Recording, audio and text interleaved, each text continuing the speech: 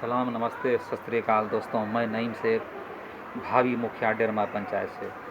दोस्तों, मैं आज बात करूंगा हॉस्पिटल्स के बारे में। जिस तरह से सरकारी हॉस्पिटल हमारे गोड्डा ज़िला के, यानी गोड्डा ज़िला झारखंड में आता है, मैं बताना चाहता हूं सबको, पूरे देशवासियों को, गोड्डा ज़िला में जिस तरह से सरकारी हॉस्पिटल दिया गया है उसमें सुविधा उस तरह से नहीं है जिस तरह से और बाकी शहरों में हुआ करता है।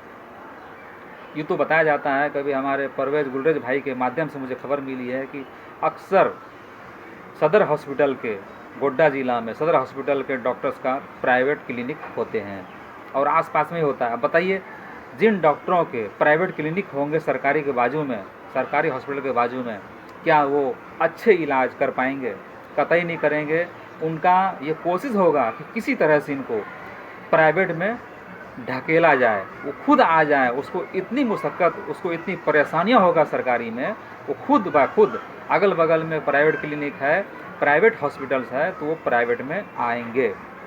ये डॉक्टरों का सोच होता है।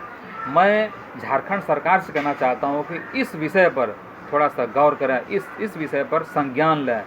इसलिए कि सरकारी हॉस्पिटल अगर है तो वो आम जनता के लिए, गरीबों के लिए, बड़े बड़े पैसे वाले तो कहीं भी अपना इलाज करा लेते हैं, दुबई, सऊदी, अमेरिका चले जाते हैं, लेकिन गरीब लोग कहाँ जाएंगे?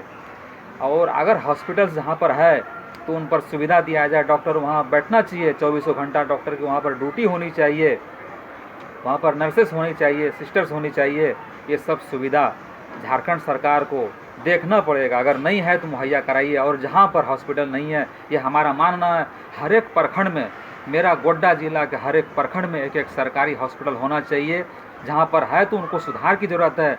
हमने ये तहकीक किया, हमें पता चला कि बसंतराय में भी सरकारी हॉस्पिटल है, यानी बसंतराय प्रखंड में भी सरकारी हॉस्पिटल है, लेकिन वहाँ पर कोई चीज़ की सुविधा नहीं है। डॉक्टर का पता नहीं डॉक्टर कब बैठते हैं, कोई चीज़ की वहाँ पर पब्लिक को, जनता को, पेशेंट को सुविधा नहीं है। क्यों नहीं है? क्या उनको सरकार पेमेंट नहीं करता है? अगर सरकार पेमेंट करता है तो सरकार को संज्ञान लेना चाहिए कि आखिर ये अनसुविधा क्यों है।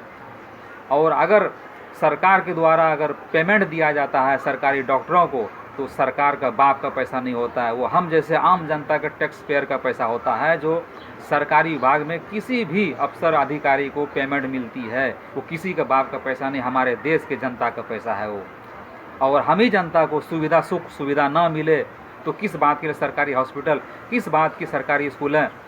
अब तो स्कूलें भी बंद होने का संभावना हो गया है। लेकिन मैं कहना चाहता हूँ, जिस तरह से हर एक प्रखंड में आप, यानी स्कूल का अगर सुविधा दिया है हर एक गांव-गांव में, तो इस तरह से हॉस्पिटल का भी सुविधा होना चाहिए। क्यों भाई, होना चाहिए कि नहीं? जैसे कि आप खुद समझ सकते हैं, आप थोड़ा गैस भी कीजिए। आप, इसलिए मैं आपको बोलना चाहता हूँ, थोड़ा गेस कीजिए। अगर हर एक गांव में, प्रखंड के हर एक गांव में एक एक स्कूल मुहैया करा सकती सरकार, उनको पेमेंट दे सकता है, तो उसी तरह से एक एक सरकारी क्लिनिक, सरकारी हॉस्पिटल भी एक एक गांव में भी खोल सकते हैं। कम से कम अगर गांव नहीं तो एक एक पंचायत में ज़रूर खोल सकते हैं। और इस विषय पर, इस मैटर पर, इस विषय पर सरकार को ध्यान देना चाहिए। हमारे झारखंड सरकार को इस विषय पर खास तौर पर गौर करना चाहिए। हॉस्पिटल को लेकर के पब्लिक को क्या चाहिए? रोड, लाइट, बिजली, पानी, स्वास्थ्य, ये 4-5 चीज़ चाहिए। और आप क्या देंगे? कुछ दे नहीं सकते हैं इसके अलावा। इन चीज़ों में आप सुविधा, अच्छी सुविधा दीजिए, अच्छी ट्रीटमेंट दीजिए। शिक्षा हो गया, स्कूल हो गया, हॉस्पिटल हो गया, ये चीज़ तो जनता मांग रही है। और आप क्या देंगे? खेती बाड़ी लोग खुद करते, मजदूरी खुद करते, अपना घर खुद चलाते। और अब क्या, सरकार किसी घर चलाती नहीं है।